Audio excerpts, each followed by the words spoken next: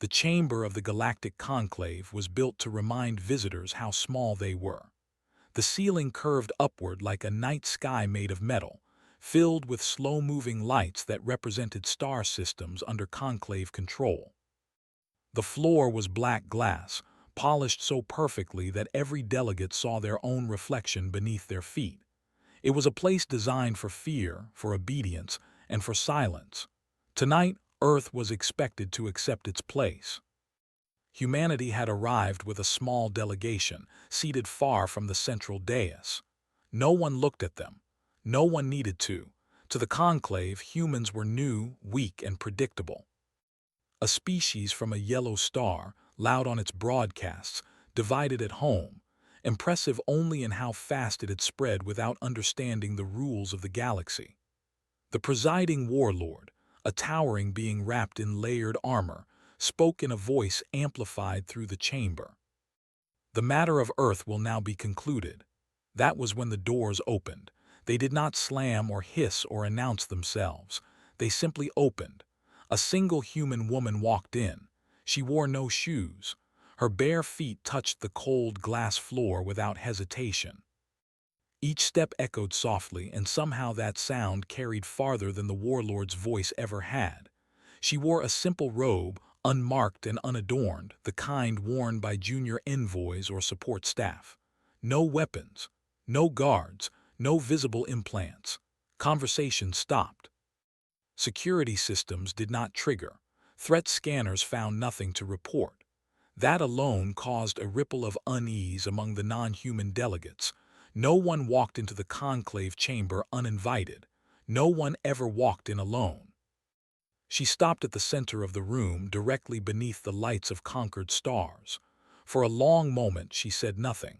She only looked around, meeting eyes that were not used to being met. Then calmly, she untied the fastenings of her robe. The fabric slipped from her shoulders and fell to the floor. There was no shock of exposed skin, no attempt at display. Beneath the robe she wore a fitted, plain gray garment that covered her completely. But the act itself broke protocol so deeply that several delegates shifted in their seats. Clothing in the conclave was law. Marks of rank, protection, allegiance, and legal status were all carried in fabric and symbol.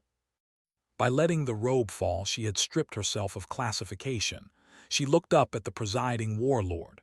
"You're mine tonight," she said. The translator rendered the words faithfully. A few delegates reacted with amusement, others with confusion. The warlord made a sound that might have been laughter.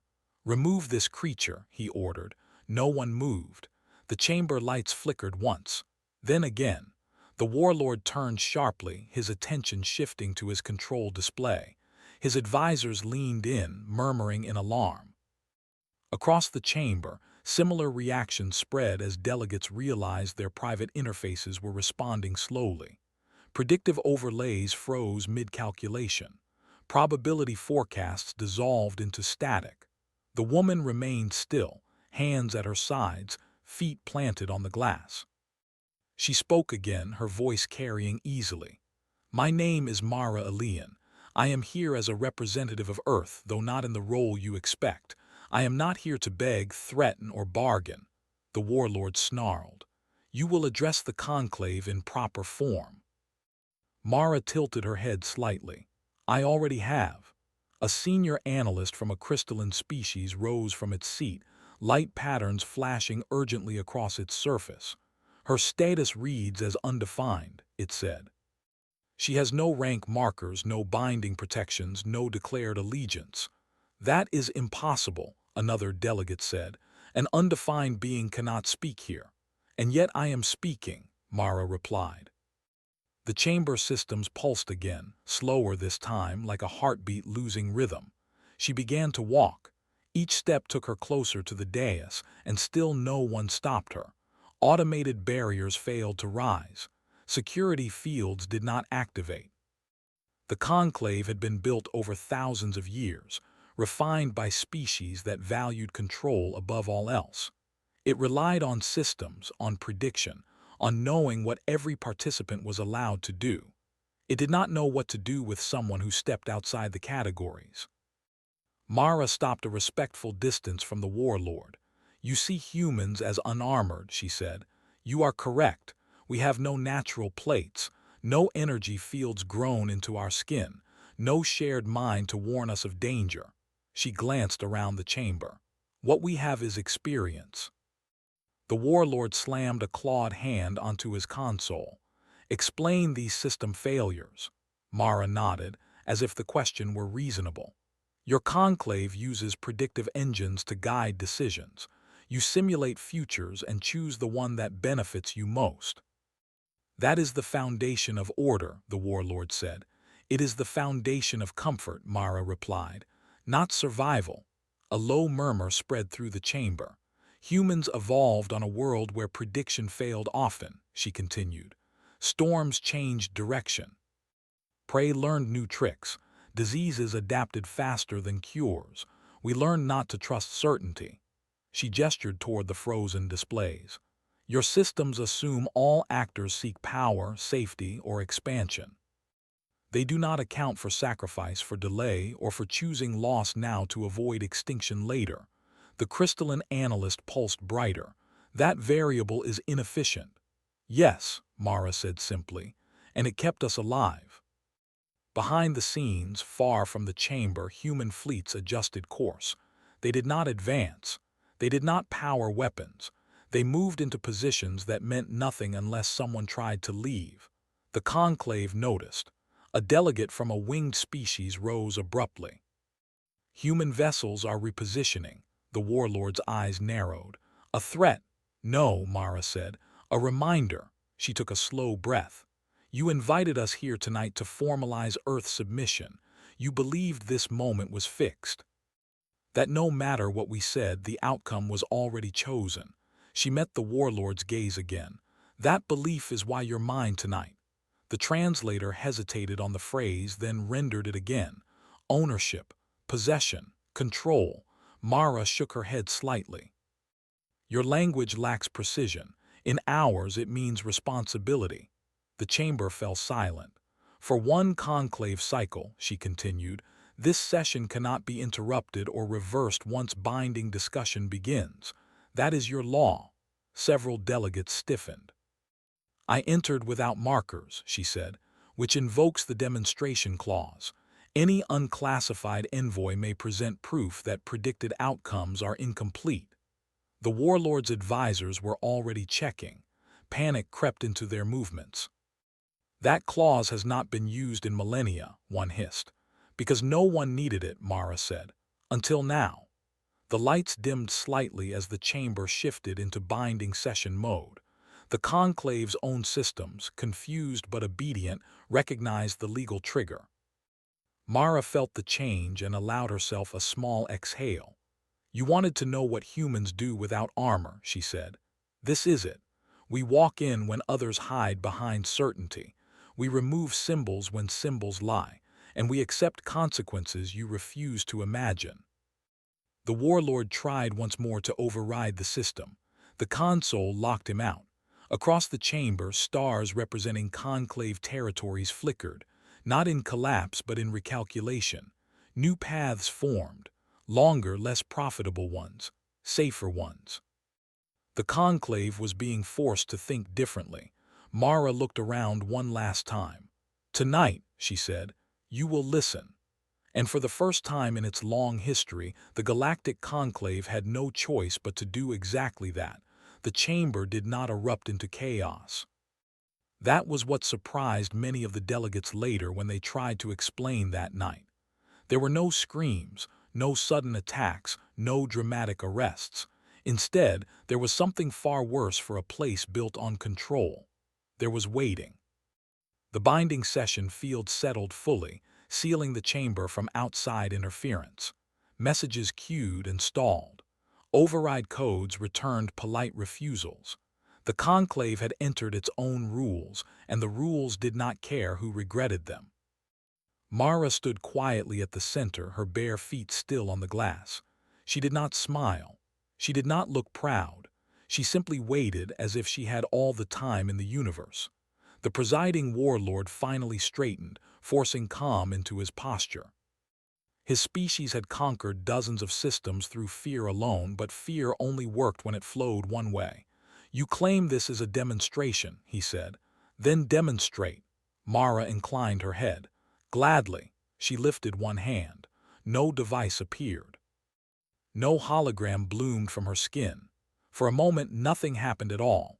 Then the lights above the chamber changed. The star map ceiling no longer showed only conclave territories. New points appeared, faint at first, then sharper. Human colonies, listening posts, trade routes.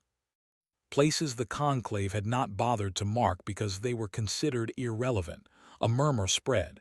"These are unprotected systems," a delegate said. "Why display them?" "Because you assume protection equals strength," Mara replied. "We learned early that it does not." The map shifted. Simulated timelines began to play, something the conclave systems usually did in private. Futures branched and folded, showing outcomes of Earth's submission. In most of them, humanity was absorbed, regulated, and slowly diminished. Cultural erosion. Resource redirection. Eventual extinction, quiet and efficient. The warlord watched with satisfaction.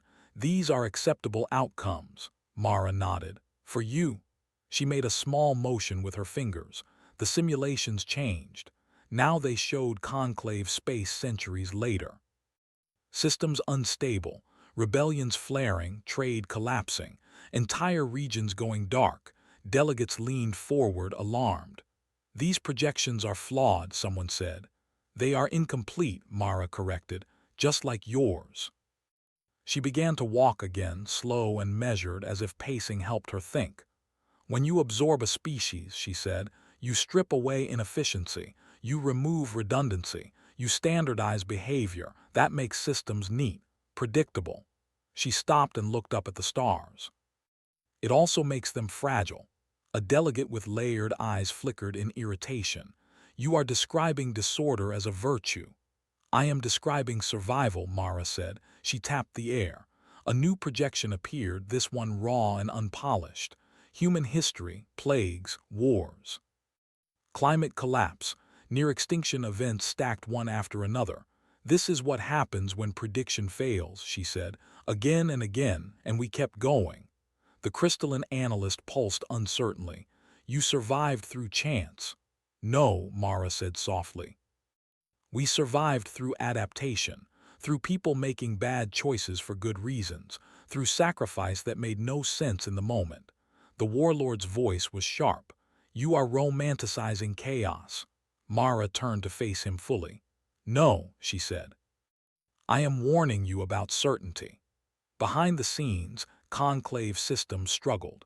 Their logic engines tried to resolve the new data, but the variables refused to settle. Human behavior models contradicted one another. Predictions refused to converge. For the first time, the conclave could not see a clean path forward. "You see," Mara continued, "your armor is not just physical, it is mental. You believe shields will always rise, that fleets will always respond as expected, that enemies will always choose survival over principle." She paused. "Humans do not always choose survival." That statement landed heavily. A smaller delegate spoke up, voice trembling. "That is irrational." "Yes," Mara agreed.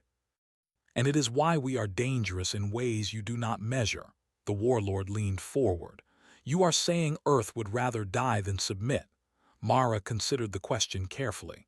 "No," she said. "I am saying Earth would rather change you than submit." The chamber fell silent again. A warning chimed softly through the systems. Not an alarm, a notification. One of the conclave's outer monitoring nodes had detected something odd. Human ships were still not advancing.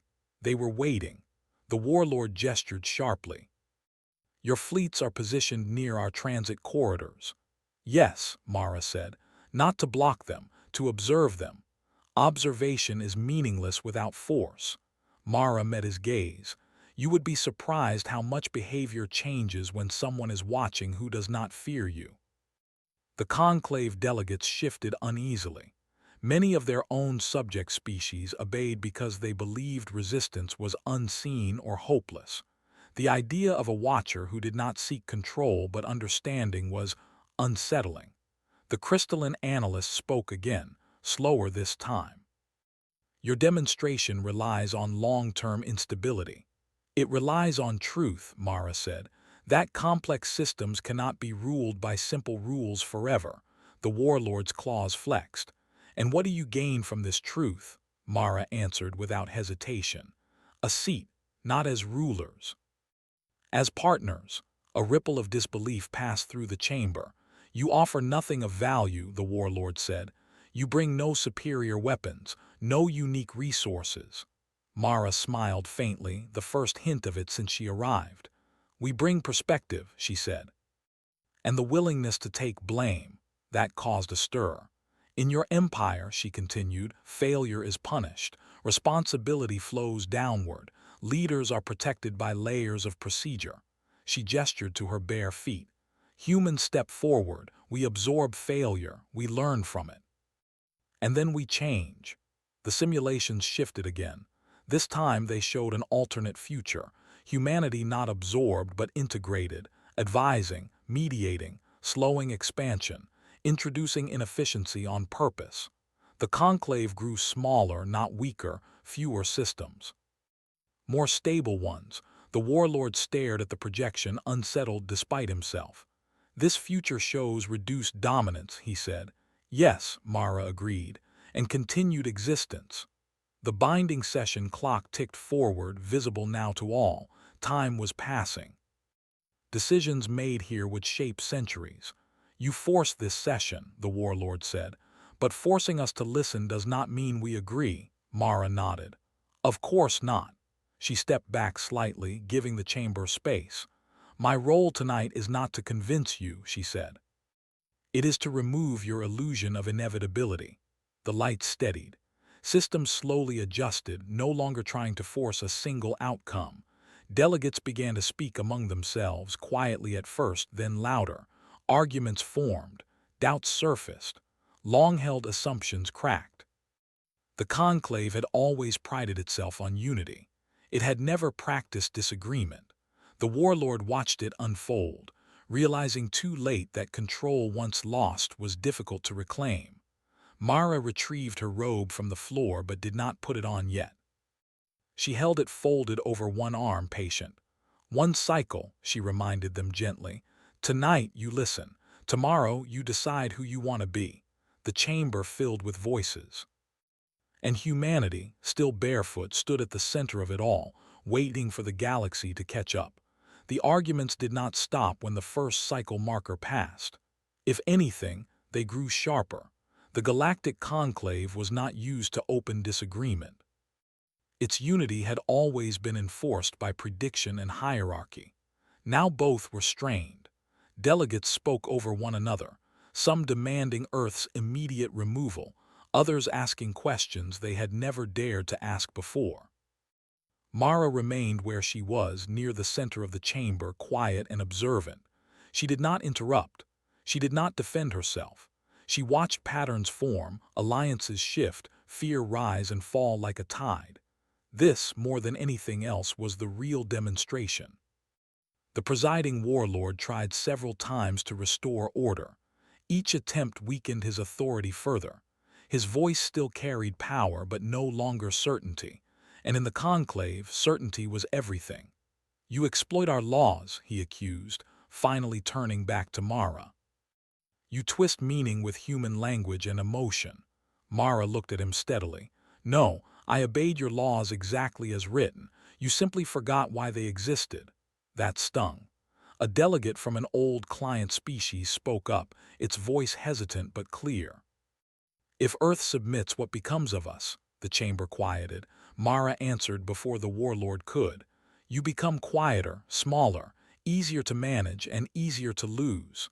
The delegate's body language shifted, recognition dawning. Others followed. The conclave's predictive engines, still impaired, offered no guidance. Instead of clear outcomes, they produced ranges, possibilities, unknowns. Fear crept in. The warlord leaned back, studying Mara with new eyes. You have placed us in an unstable state. Yes, she said. Because stability built on denial collapses suddenly. Stability built on awareness bends. She lifted her robe and finally slipped it back over her shoulders. The fabric adjusted, blank at first, then slowly changed as the chamber's system struggled to assign her a category. They failed. She remained undefined. The warlord noticed, so did everyone else. "You are still unmarked," he said. Mara nodded. "Because I do not belong to a role you recognize." A murmur spread. Undefined status was dangerous. It meant unpredictability. It meant freedom. The binding session clock continued its steady advance. One cycle moved toward completion. When it ended, whatever resolutions had been introduced would lock in place. "You said tonight," the warlord said. "You implied ownership." Mara met his gaze. "I implied responsibility." "There is a difference." "Explain." She took a breath. This part mattered. "In human history," she said, "ownership was once about control, over land, over people, over outcomes. It failed us, repeatedly." She paced slowly, her voice even. "We learned painfully that to claim something is to accept its consequences. To say this is mine means I will answer for it." She gestured to the chamber. "Tonight I claimed you, not to rule you. To make you look at what you have built and ask if you are willing to answer for it." Silence followed. A senior conclave judge, ancient and rarely vocal, finally spoke. "Your words suggest shared burden." "Yes," Mara said. "Shared failure, shared correction." The warlord's claws tightened. "You ask us to weaken ourselves." "I ask you to survive yourselves," Mara replied. The human fleets outside remained motionless. That fact gnawed at the conclave. Every military doctrine they possessed screamed that this was a trap. Yet no attack came. No threat was made. Only patience. A notification chimed. One of the conclave's border systems had experienced unrest. Not rebellion. Discussion. Local governors requesting clarification. Predictive models no longer aligned with central directives. The cracks were spreading. "This is your doing," the warlord said. Mara shook her head. "This is consequence." The chamber's ceiling shifted again, showing a new projection, not a future, a mirror. Conclave history played back in accelerated form. Expansion, absorption, silence. Repetition. Then it paused. The system highlighted a single truth. Growth had slowed, not because of resistance but because complexity had been erased. "You have optimized yourselves into stagnation," Mara said quietly. The warlord stared at the display. He had never seen his empire described that way. The binding session timer pulsed, signaling the final phase. Proposals could now be formalized. Mara did not submit one. That confused them more than anything else. "You forced this moment," the warlord said. "And yet you offer no terms." Mara folded her hands. "Because this cannot be imposed." She looked around the chamber, meeting eyes, sensing shifts in posture, in tone. "You will decide whether Earth joins you as a subject or whether humanity becomes something new in this structure. Advisors, mediators, disruptors." "And if we refuse?" the warlord asked. Mara answered honestly. "Then nothing happens tonight. You absorb Earth later. And centuries from now, something breaks that you cannot predict." The simplicity of it was terrifying. The judge spoke again. "You gamble on our fear of the unknown." Mara smiled faintly. "No, I trust your instinct to avoid extinction." The warlord stood slowly. Every movement was deliberate. He looked older than before. "For one cycle," he said, "you have held our attention. You have disrupted our systems and unsettled our unity." He paused. "What assurance do we have that humanity will not do the same forever?" Mara met his gaze without flinching. "None." That answer rippled through the chamber. "Because," she continued, "we will change, and so will you. That is the point." The timer reached its final moments. A decision window opened. The conclave systems, confused but functional, awaited input. One by one, delegates cast votes. Not all were the same. For the first time, consensus was not total. The result was messy. Earth would not be absorbed, nor would it be elevated. Instead, a new classification appeared: temporary, experimental, risk-labeled. Humanity was assigned a role that did not exist before: observers with voice. The warlord read the result, his expression unreadable. "So," he said, "you belong to us in no way we understand." Mara nodded. "Exactly." The binding session ended, systems unlocked. Messages flooded in from across conclave space. The galaxy had felt the shift. As the chamber slowly emptied, delegates avoiding her gaze or studying her with wary interest, Mara finally allowed herself to exhale. Tonight was over, but ownership, she knew, was not a single moment. It was what came after. And humanity had just accepted a responsibility that would not let them walk away. The change did not announce itself with alarms or celebrations. It arrived quietly, the way deep shifts always did. Across conclave space, systems adjusted to a new variable that did not fit cleanly into any model. Humanity was now present everywhere and nowhere at once. No fleets occupied territory. No flags were raised. No laws were rewritten in bold declarations. Instead, requests began to appear. They were small at first.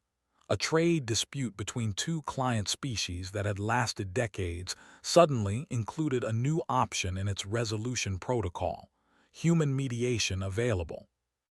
A frontier governor facing repeated supply failures received an unexpected advisory packet labeled non-binding human analysis. A military command requested a review of a defensive collapse that had occurred despite perfect predictions. The conclave did not know why it was doing this. It only knew that, since the binding session, its own systems suggested that ignoring human input increased long-term risk. Mara Alian did not stay in the conclave chamber. She left the same way she had entered, barefoot, robe folded neatly over her arm, escorted by no one. That fact unsettled many who watched her go. Power, in their experience, always demanded protection. Humans apparently did not. Weeks passed, then months. Human advisors began to appear in places where order had failed quietly. They did not issue commands. They asked questions that made people uncomfortable. Why do you punish failure instead of studying it? Why must growth be constant? What happens if you slow down? Many conclave officials resented them. Some openly mocked them. A few tried to manipulate them. None of it worked the way they expected. Humanity did not act as a single voice. That, too, was disturbing. Different advisors disagreed openly. They documented mistakes. They argued in front of alien leaders without fear of looking weak. To the conclave, disagreement had always meant instability. To humans, it meant learning. The presiding warlord watched all of this with growing unease. His authority still stood, but it felt thinner now, stretched across systems that no longer behaved exactly as ordered. One cycle after the binding session, he summoned Mara again. This time, the chamber felt different. The lights were dimmer. The star map ceiling showed fewer highlights, more shadows. The conclave had lost no territory, yet something had shifted in how it saw itself. "You have altered our structure without conquering us," the warlord said, once they were alone. "That is irritating." Mara inclined her head. "We were not here to conquer." "And yet," he said, "you have taken something." Mara considered that. "Yes." "What?" "Your certainty." The warlord exhaled slowly. "That was our strength." "It was also your blindness," Mara replied gently. He studied her for a long moment. "Your phrase, that night. Your mind tonight, it still troubles my people." Mara nodded. "It should." "Explain it again," he demanded. "Without metaphor." She folded her hands behind her back. In human culture, to say something is yours does not always mean control. Sometimes it means obligation, accountability, the willingness to stand in front of consequences instead of hiding behind systems. She met his gaze. "That night I took responsibility for what would happen next, for the disruption, for the risk." "And if it had failed?" the warlord asked. "Then humanity would have answered for it," Mara said simply. Not with excuses, with repair, or with loss. The warlord turned away, looking up at the stars. Your species accepts loss too easily. No, Mara corrected. We accept that loss happens whether we want it or not. Beyond the chamber, conclave space continued to adjust. Systems once optimized for maximum output began to show intentional inefficiencies. Redundant routes were restored. Backup cultures were preserved instead of erased. Productivity dipped. Stability rose. Some leaders panicked. Others adapted. The greatest shock came when a long-subdued client species requested autonomy, not independence, but responsibility for its own failures. The request cited human advisory precedent. The conclave denied it. The predictive engines immediately flagged the denial as a higher risk outcome than approval.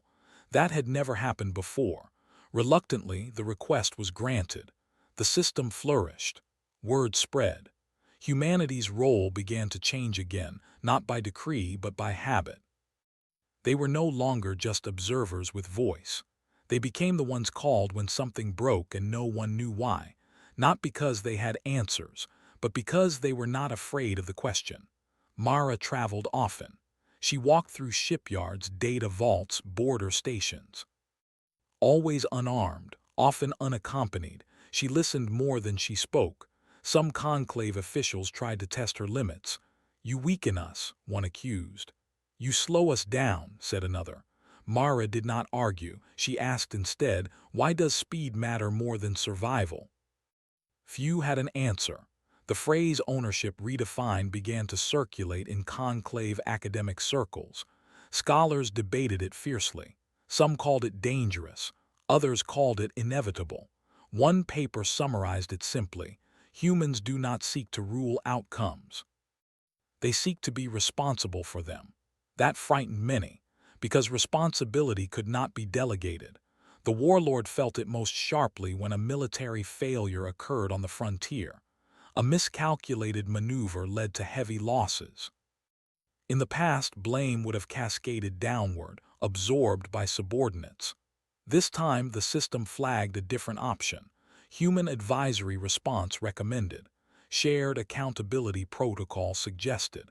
Against his instincts, the warlord agreed. Human advisors arrived. They did not punish anyone. They reconstructed the event, identified flawed assumptions, and then did something unheard of. They asked the warlord to speak first, to admit error.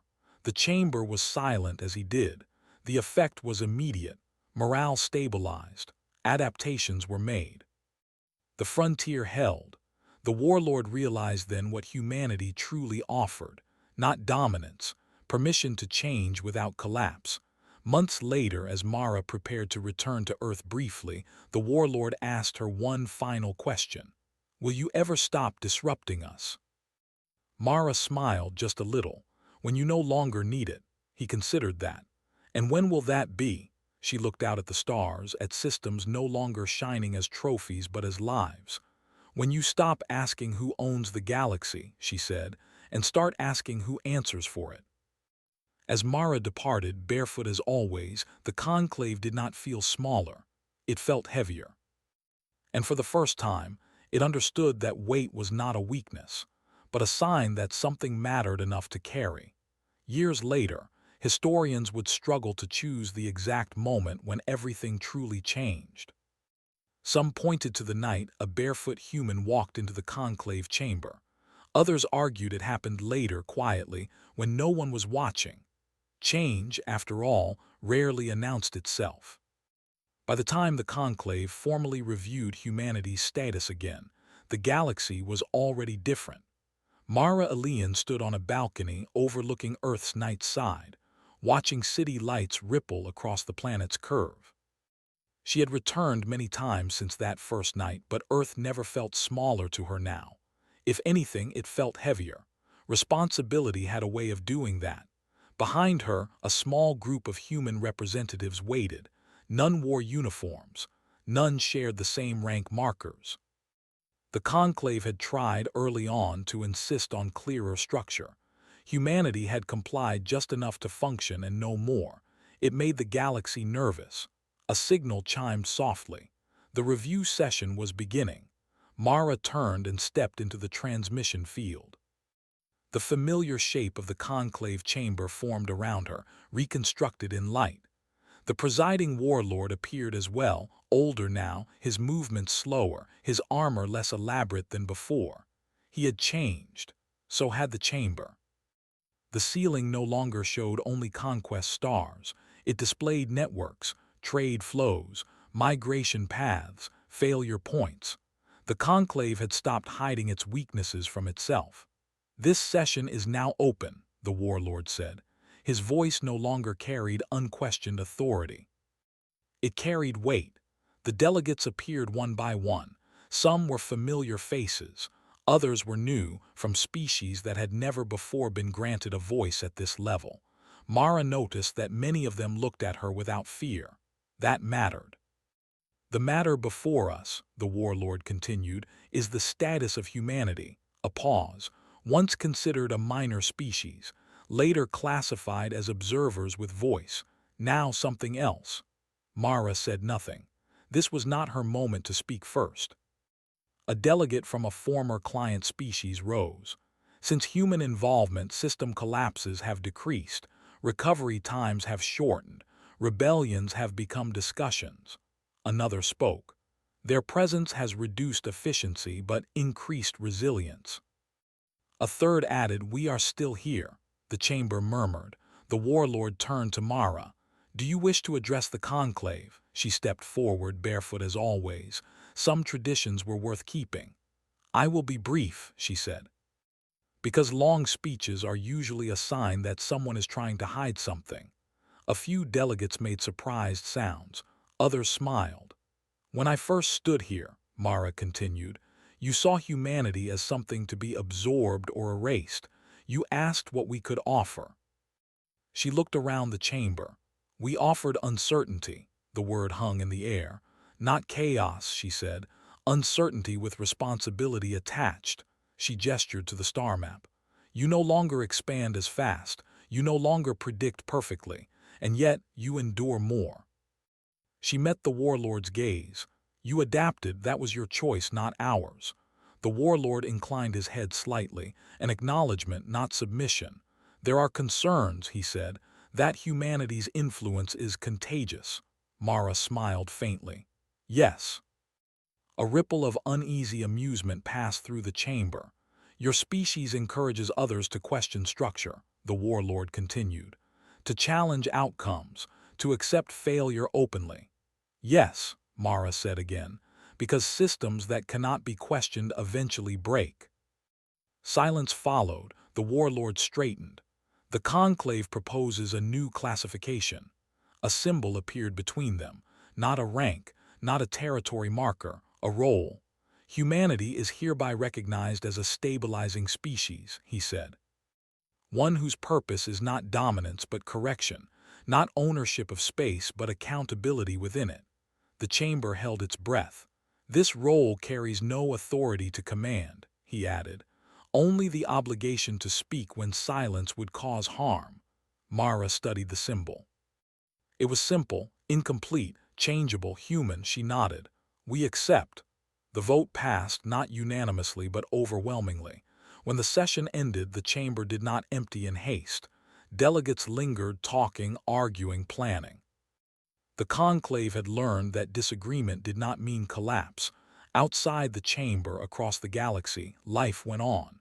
Human advisors continued their work. Sometimes they succeeded. Sometimes they failed. When they failed, they documented it publicly. That, more than anything, reshaped the galaxy. Generations later, children on distant worlds learned about the night Earth almost disappeared. They were taught that conquest had been paused not by fleets, but by a question no one had wanted to ask. "What are you responsible for?" Mara did not live to see all of it. No human did. That was another thing the galaxy learned to accept, but her words endured. In the conclave's central archive, a final note was added to the record of that first night. It was not written by a human. It read, "She came without armor. She removed her symbols. She claimed us not as property but as duty, and in doing so she taught us that power is not the ability to take, but the courage to answer for what happens next. The galaxy never belonged to humanity. But for one night and for everything that followed, humanity belonged to the galaxy, and it chose to stay.